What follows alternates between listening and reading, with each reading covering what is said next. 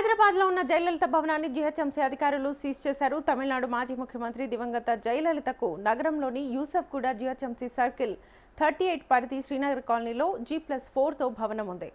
జయలలిత పేరుతో ఇంటి number 8-3-1099/A registration అయింది.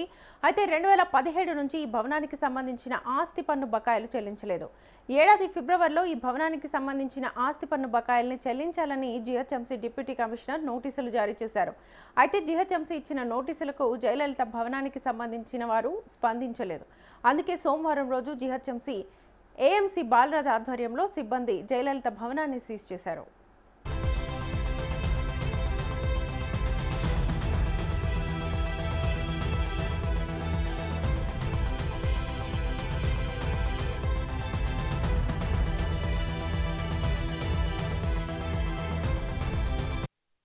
మార్చి 31 వరకు ఓటీఎస్ స్కీమ్ అందుబాటులో ఉందని, ఆ రాయితీ పోగా మొత్తం 82,91,822 మేర బకాయిలు ఉన్నట్లుగా జీహెచ్ఎంసీ అధికారులు చెబుతున్నారు. జయలలిత భవనంలో గతంలో ప్రైవేట్ కార్యాలయాన్ని నిర్వహించారు. అలాగే కమర్షియల్ కింద ఆస్తి పన్ను విధించారు జీహెచ్ఎంసీ అధికారులు.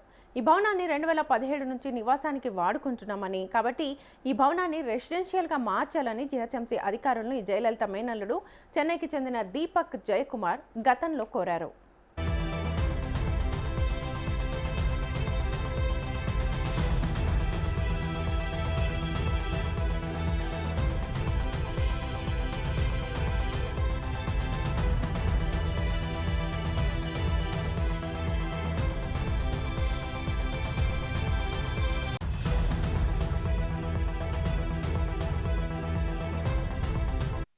తెలంగాణ ప్రభుత్వం హైదరాబాద్ జీహెచ్ఎంసీలో ఆస్తి పన్ను వడ్డీలో 90% రద్దును అమలు చేస్తోంది.